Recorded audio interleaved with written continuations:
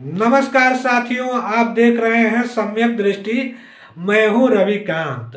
आज उत्तर प्रदेश की राजनीति में तीन घटनाएं एक साथ सामने आई हैं। विधानसभा का बजट सत्र शुरू हो चुका है। मतदाता सूची से जुड़े एसआईआर मामले पर सुप्रीम कोर्ट में सुनवाई चल रही है और 69,000 शिक्षक भर्ती का मामला आज भी अनसुलझा है।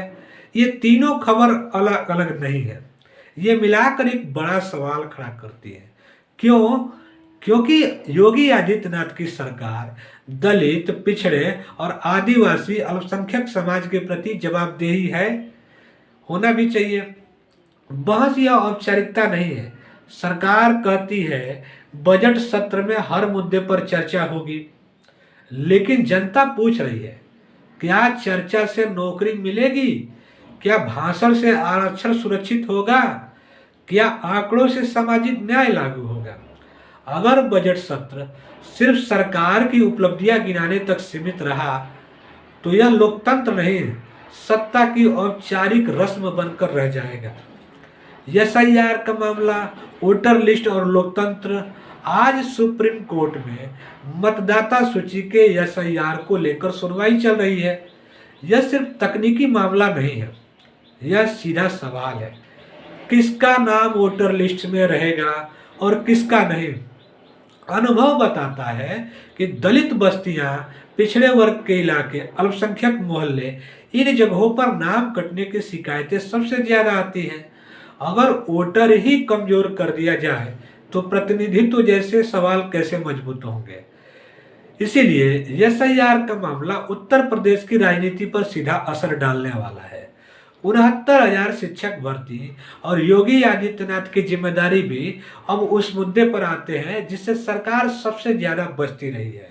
69,000 शिक्षक भर्ती, योगी आदित्यनाथ जी यही भर्ती अपनी सरकार के कार्यकाल में हुई। आरक्षण से जुड़े गंभीर सवाल, चयन प्रक्रिया पर विवाद, हजारों अभ्यर्थियों का आंदोलन, वर्षों से न्याय का इंतजार, लेकिन समाधान कुछ नहीं। सरकार सिर्फ बरगलाती रही। आज तक नहीं। जब सरकार कानून व्यवस्था के नाम पर तुरंत फैसले ले सकती है तो शिक्षक भर्ती में इतनी देरी क्यों? यह प्रशासनिक चूक नहीं है, राजनीतिक प्राथमिकताओं का संकेत है। तीनों मुद्दे एक ही दिशा में क्यों इशारा करते हैं, उसको भी समझ लीजिए। वोटर लिस्ट पर सवाल, भर्ती प्रक्रिया पर विवाद, बजट में सामाजिक न्याय पर अस्पष्टता।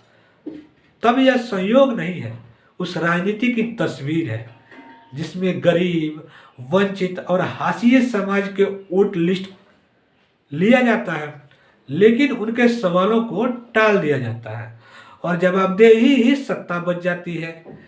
दलित, पिछड़ा, अल्पसंख्यक समाज, इस राजनीति का असर साफ दिखता है। युवा बेरोजगार है, आरक्षण पर अनिश्चितता है, प्रतिनिधित्व सीमित है, भरोसा कमजोर हो रहा है।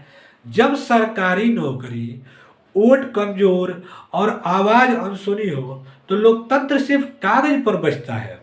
विपक्ष और समाज के लिए भी कोई बहुत अच्छी खबर नहीं है। यह सवाल सिर्फ सरकार से ही नहीं बल्कि विपक्ष से भी है। क्या विपक्ष इन मुद्दों को लगातार उठाएगा? क्या 69,000 भर्ती इस चुनावी बहस बनेगी? क्या वोटर लिस्ट पर जमीनी निगरानी होगी? अगर समाज खुद दबाव नहीं बनाएगा तो कोई भी सत्ता अपने आप जवाबदेही नहीं बनेगी। 2027 की बुनियाद आज पड़ रही है। 2027 का चुनाव आज से ही तय होने लगा है। बजट सत्र में, सुप्रीम कोर्ट की सुनवाई में और अधूरी भर्तियों के सवाल में जब कोई नेता आपसे वोट मांगे तो पूछिए उससे जरा, 69,000 शिक्षक भर्ती का समाधान कब निकलेगा और कैसे निकलेगा? वोटर लिस्ट की गारंटी कौन देगा? सामाजिक न्याय या बजट में कहां से आएगा? योगी आदित्यनाथ जी, उत्तर प्रदेश सिर्फ सत्ता का प्रदेश नहीं है, यहाँ संविधान है, सवाल है और जागरूकता का समाज है। सम्यक दृष्टि इन सवालों को लगातार उठाती रहेगी। जय संविधान, जय लोकतंत्र, न्याय और बराबरी की लड़ाई जिंदा रहे। अगर आप चाहें तो चैनल को सब्सक्राइब करें, लाइक